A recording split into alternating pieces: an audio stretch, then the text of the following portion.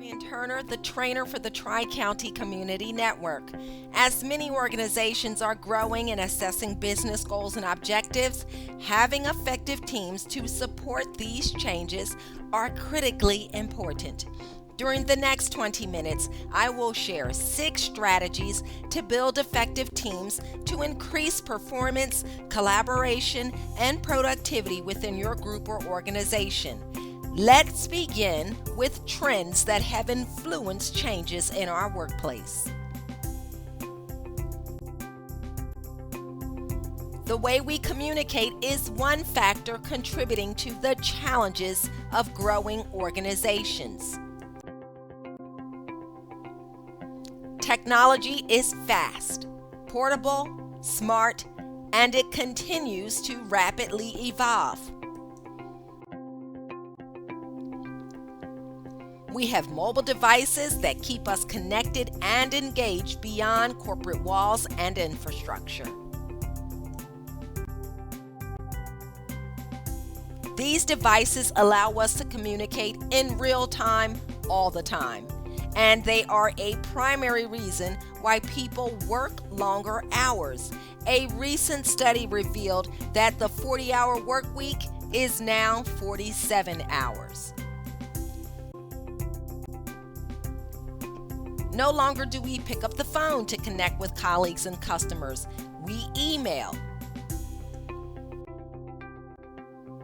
And regardless of your physical location, meetings can occur virtually, ensuring all members are present and able to contribute. Lest we forget the multiplicity of social media tools. They play a large role in how, what, and when we share information. In addition, our workplaces are more diverse. Beyond cultural and ethnic diversity, there are differences in age, skill, and productivity capabilities among workers and teammates.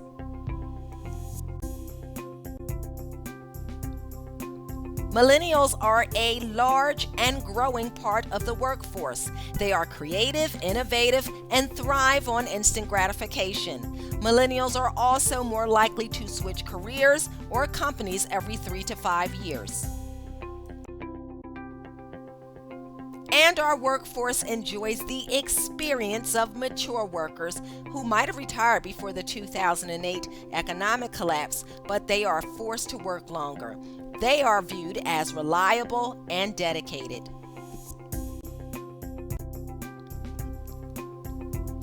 With all of the changes that have occurred in the past decade in terms of communication, how we do business, and the diversity of the workplace, collaboration and productivity among teams is at an all-time low.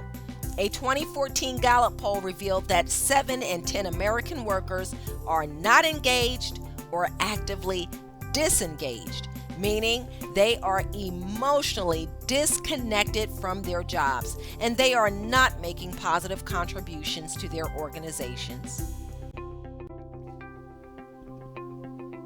These changes and disengagement cost the U.S. economy an estimated $450 to $550 billion per year in stress-related activities and treatments. One way to reverse this trend is by building effective teams, empowering members, and valuing their contributions.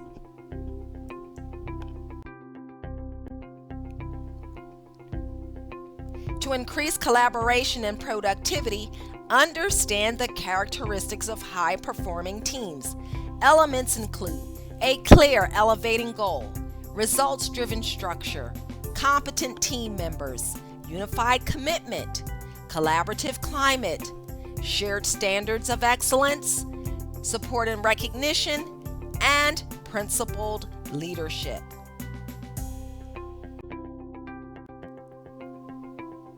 To enable teams to perform well, they need to be able to answer 6 key questions. What are we to do? Why are we doing it? How will we do it? Where will we get the resources? When will we do it? And who will do what?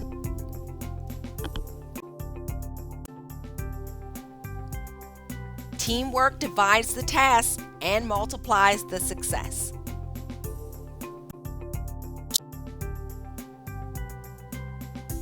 An initial step to build an effective team is to implement a charter.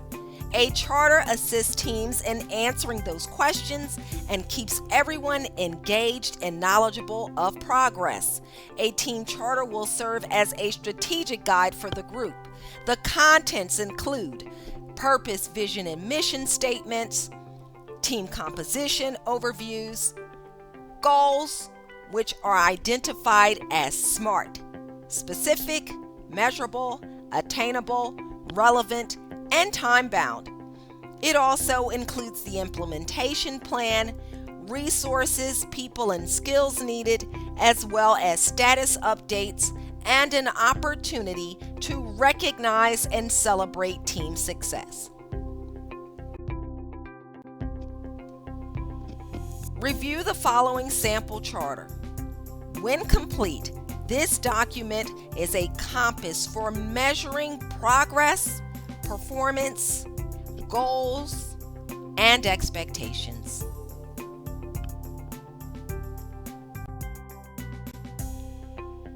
Here's another example of a strategic document that can easily be created and managed in an Excel or Word file.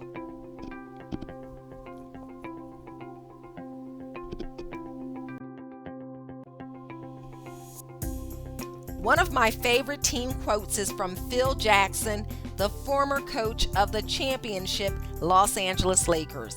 He remarked, "The strength of the team is in each individual member. The strength of each member is in the team." Therefore, to build an effective team, it's important to get to know your team members. Take time to learn about everyone on the team. What are they like? What are their skills and weaknesses? And how can you help them to excel? Having this information will inform on the best fit for the individual that supports the overall performance of the team. Knowing your team members will also inform on their values and create a collaborative environment. When asked which trait they most prize in a fellow team member, respondents to a 2012 survey of workers at Account Temps replied the ability to meet deadlines, avoid office politics, pleasant to work with coworkers, and to have a supportive supervisor. The third step in team building is defining roles and responsibilities.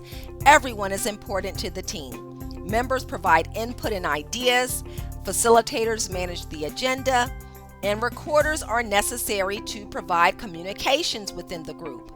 Leaders act to ensure that the project is on track to meet goals. The role of leadership is critical to team success. Managers light a fire under people. Leaders light a fire in people. Team leaders may not always be the boss or manager, but they are someone who is able to influence individuals and decision making. Great leaders don't set out to be a leader, they set out to make a difference. It's never about the role, always about the goal. Leaders are made, they are not born. Leaders are developed through experiences and interactions with others.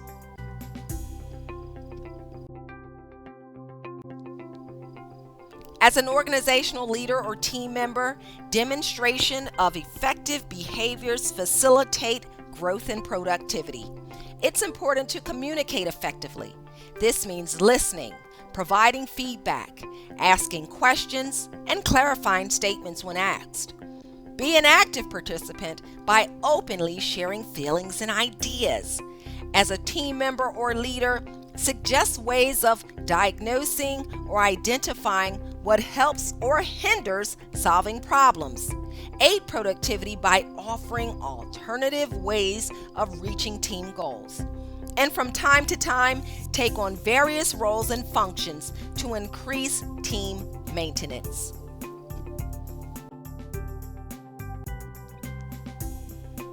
Regardless of how well the team is performing, there is always an opportunity for conflict. This can be due to different values, biases, and opinions of team members. However, conflict is not always a bad thing. It sometimes makes us aware that there is a problem. In these instances, it's important to work towards solutions to avoid team dysfunction. In order to ensure success of the team, leaders should seek out dysfunction and manage it. A great resource is The 5 Dysfunctions of a Team by Patrick Lencioni. It describes the many pitfalls that teams face, and it explores the fundamental causes of organizational politics and team failure. Lencioni describes the first dysfunction as absence of trust. This occurs when individuals are unwilling to be vulnerable within the group. The second dysfunction is fear of conflict, seeking artificial harmony over constructive, passionate debate. During this part of dysfunction, no one's going to rock the boat. The third is a lack of commitment. This creates uncertainty throughout the organization or group. Avoidance of accountability is the fourth dysfunction. Individuals duck the responsibility to call peers on counterproductive behavior. This sets low standards. And the fifth dysfunction is the inattention to results. Individuals focus on personal success, status, and ego before team success, creating dysfunction.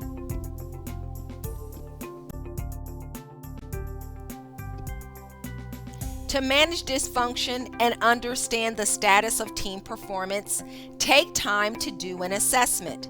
Encourage members to participate as well. Simply place an X somewhere on the line which defines the level of trust, conflict, commitment, accountability, and focus within the group. Then evaluate using 3 key questions.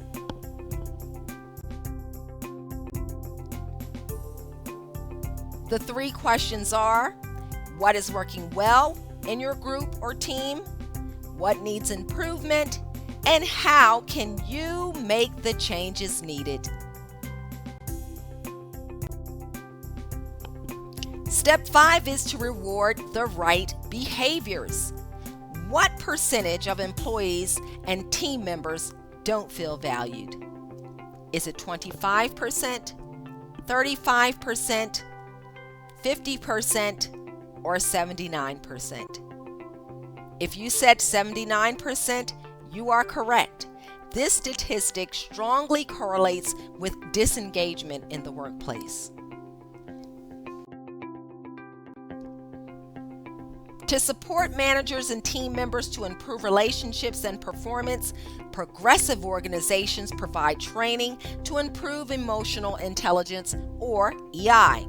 Emotional intelligence involves understanding and managing emotions. How well or how poorly EI is demonstrated has a significant impact on job performance. After all, things like being able to handle tough situations, knowing how to deal with clients, and understanding the ins and outs of getting along with your coworkers is just as important as actually performing your duties. EI is an effective communication tool. It is the difference between doing what's right and doing the right thing.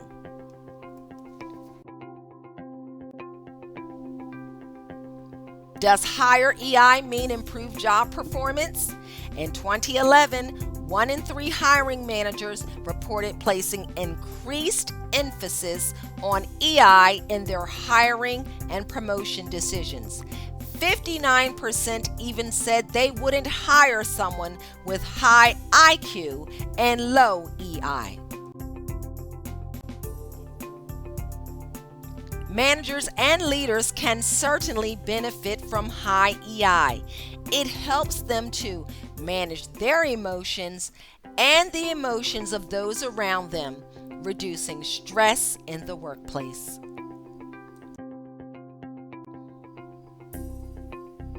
Why do employers value EI over IQ? A high EI has been proven to improve business performance and impact the bottom line. One study found 34% higher profit growth in firms with high EI managers. These leaders usually remain calm under pressure, resolve conflict effectively, are empathetic, lead by example, and put more consideration into business decisions. Improve your emotional intelligence and you will improve your life. A high EI not only increases productivity and communication, but it has a strong effect on the quality of life of individuals, enabling more fulfillment and engagement with responsibilities and coworkers.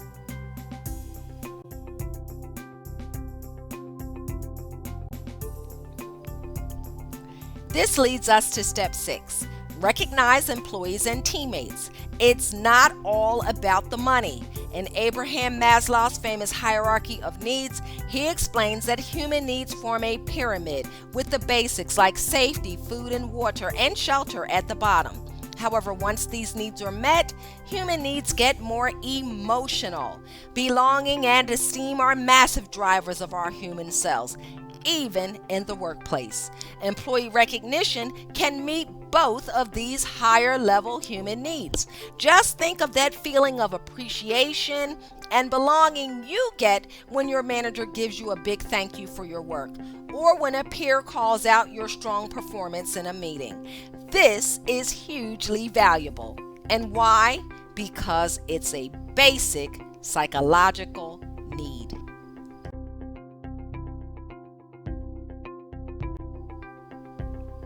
Employee engagement, productivity, and customer service are about 14% better in those organizations where recognition occurs. Workers at companies with recognition programs report 28% lower frustration levels. They are more likely to report higher engagement.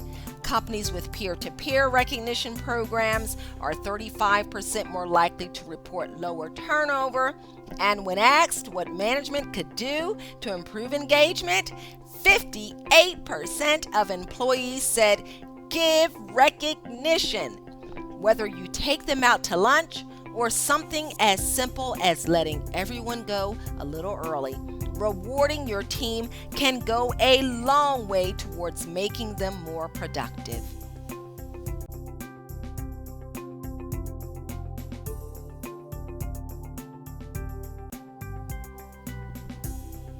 In summary, teamwork does make the dream work. When teams use a charter, get to know one another, understand roles and responsibilities, are willing to assess performance, and are rewarded and feel valued, that makes a difference.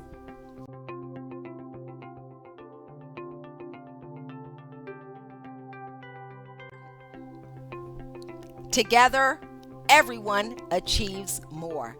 Implement these strategies for greater team success.